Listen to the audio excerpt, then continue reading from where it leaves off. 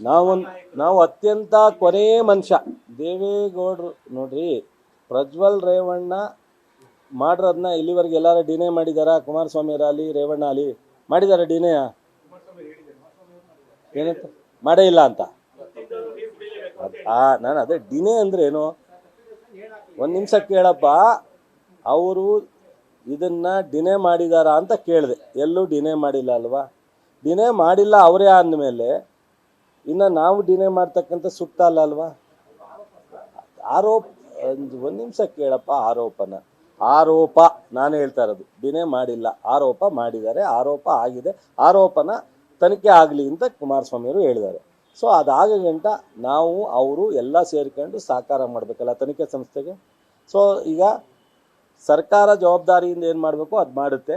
ಆ ಕುಮಾರಸ್ವಾಮಿಯವರು ಇವತ್ತು ದೇವೇಗೌಡರ ನಂತರ ಆ ಪಕ್ಷದಲ್ಲಿ ಆ ಕುಟುಂಬದಲ್ಲಿ ನಾಯಕರಲ್ಲ, ಅವರು ಪ್ರಯತ್ನ ಮಾಡಿ ಅವ್ರನ್ನ ಕರೆಸೋವಂಥ ಪ್ರಯತ್ನ ಮಾಡಲಿ. ಇದೆಲ್ಲವೂ ಎಂಡ್ ಆಗುತ್ತೆ. ಅವನ್ನ ಕರೆಸ್ಬಿಟ್ರೆ ಬಹುಶಃ ಈ ತನಿಖೆ ಒಂದು ಆಯಾಮ ಸಿಕ್ಕುತ್ತೆ, ಅದ್ರ ಪಾಡಿಗೆ ತನಿಖೆ ಆಗುತ್ತೆ. ಆ ಕೆಲಸವನ್ನು ಅವರು ಮಾಡಲಿ. ಸೊ ಡಿ ಕೆ ಶಿವಕುಮಾರ್ ಅವ್ರನ್ನ ಈ ಪೆನ್ ಡ್ರೈವ್ ವಿಚಾರದಲ್ಲಿ ಯಾಕೆ ಎಳಿಬೇಕು? ಅವಶ್ಯಕತೆ ಏನಿದೆ? ಸುಮ್ಮನೆ ಇಲ್ಲದ್ದೆಲ್ಲ ಮಾತನಾಡಿದ್ರೆ ಅವಶ್ಯಕತೆ ಏನಿದೆ? ಇದನ್ನು ಕುಮಾರಸ್ವಾಮಿಯವರು ಸಹ ಪದೇ ಪದೇ ಡಿ ಕೆ ಶಿವಕುಮಾರ್ ಅವ್ರನ್ನ ಫೈಟ್ ಮಾಡಿದ್ರೆ ಅವರಿಬ್ಬರನ್ನು ನಿಲ್ಲಿಸ್ಬಿಟ್ಟು ಕೇಳಬೇಕಟ್ಟೆ ಇಲ್ಲ ಅವಾಗರೆ. ಸೊ ಅದರಿಂದ ಯಾರು DCM ಚುನಾವಣೆ ವಿಚಾರದಲ್ಲಿ ಮಾತಾಡ್ತಿದ್ರು, ಅದಾದ್ಮೇಲೆ ಇಲ್ಲಿಗೆ ಬತ್ತು.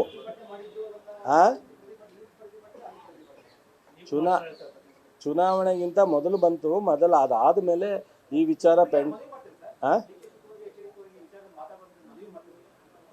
ನಾನು ಹೇಳ್ತೀನಲ್ಲ, ಈ ಪೆನ್ ಡ್ರೈವ್ ವಿಚಾರದಲ್ಲಿ ಡಿ ಕೆ ಶಿವಕುಮಾರ್ ಕುಮಾರಸ್ವಾಮಿಯವರು ಇಬ್ಬರು ಕೈ ಬಿಟ್ಟರೆ ಅವ್ರಿಗೆ ಗೌರವ ಹೆಚ್ಚಾಗುತ್ತೆ.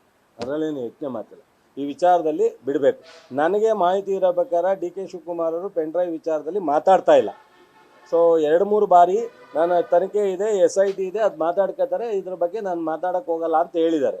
ಸೊ ಅದು ಇವರು ಬಿಡ್ತಾ ಇಲ್ಲ. ಇನ್ನೂ ನಿಮ್ಮ ಗುರುಗಳು ಇನ್ನೂ ಬಿಡ್ತಾ ಇಲ್ಲ. ಭಾಳ ಜನಕ್ಕೆ ಗುರುಗಳಿದ್ದಾರೆ, ಹೆಸರು ಹೇಳೋಕ್ಕಾಗತ್ತಾ?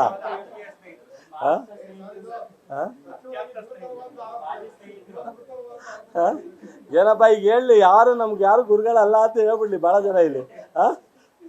ನನಗೆ ಸ್ನೇಹಿತರೇ ಅಪ್ಪ, ಇಲ್ಲ ಅಂತ ಹೇಳೋಕ್ಕಾಗತ್ತೆ. ಅದರಲ್ಲೇನು ಈಗ ನಾನು ಶತ್ರು ಅಂತ ನೋಡೇ ಇಲ್ಲ ಅವ್ರನ್ನ. ನಾನು ಯಾವತ್ತೂ ಶತ್ರು ಅಂತ ಎಲ್ಲರೂ ಹೇಳಿದಿನ? ಆಪ್ತ ರೆಕಾರ್ಡು ಹೇಳಿಲ್ಲ. ರಾಜಕೀಯವಾಗಿ ಪರ ವಿರೋಧ ಇದ್ದಾಕ್ಷಣಕ್ಕೆ ಅದನ್ನ ಶತ್ರು ಅಂತ ಯಾಕಂತೀರ? ಮಂಡ್ಯ ಫಲಿತಾಂಶ ಗೆಲ್ತೀವಿ ಸರ್.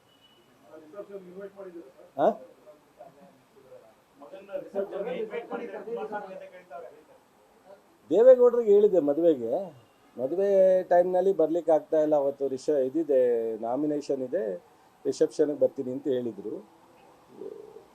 ಅವರು ಪರಿಸ್ಥಿತಿ, ಏಜು, ಹೆಲ್ತು ನೋಡಬೇಕಷ್ಟೆ. ಬಟ್ ಕುಮಾರಸ್ವಾಮಿಯವ್ರ ಬಗ್ಗೆ ನನಗೇನು ಮದುವೆ ಕರಿಬಾರ್ದು ಅಂತೇನಿಲ್ಲ. ಅವರೇ ಅಭ್ಯರ್ಥಿಯಾಗಿ ನಿಂತಿದ್ದರಿಂದ ಆ ಟೈಮ್ನಲ್ಲಿ ನಾನು ಅವ್ರ ಮನೆಗೆ ಹೋಗಿ ಕರೀತಕ್ಕಂಥ ಸೂಕ್ತ ಅಲ್ಲ ಅಂತ ಹೋಗಲಿಲ್ಲ. ಅವಾಗ ಅದೇನಾಗುತ್ತೆ, 24ಕ್ಕೆ ನಂದು ಇದು 4ನೇ ತಾರೀಕು ಮದುವೆ ಇದೆ. ಸೊ ಚುನಾವಣೆ ಅಭ್ಯರ್ಥಿಯಾಗಿ ಇದ್ದಾಗ ನಾನು ಅವ್ರ ಮನೆಗೆ ಹೋಗಿ ಇನ್ವಿಟೇಷನ್ ಕೊಡ್ತಕ್ಕಂಥದ್ದು ಎಷ್ಟರ ಮಟ್ಟಿಗೆ ಅದು ಈಗ ತಾವೇ ಅಯ್ಯೋ ಹಂಗೂ ಕೊಡ್ತೀರಾ ಹಿಂಗೂ ಕೊಡ್ತೀರಾ ಆಮೇಲೆ ಇಬ್ರು ಮಾತಾಡ್ಕೊಂಡ್ ಬಂದವ್ರು ಹೊರಗಡೆ ಅಂತೇಳಿ ಎಲ್ಲ ಜನಕ್ಕೂ ಕನ್ಫ್ಯೂಸ್ ಮಾಡಿ ಇಟ್ಬಿಡ್ತೀರಾ ಆಮೇಲೆ.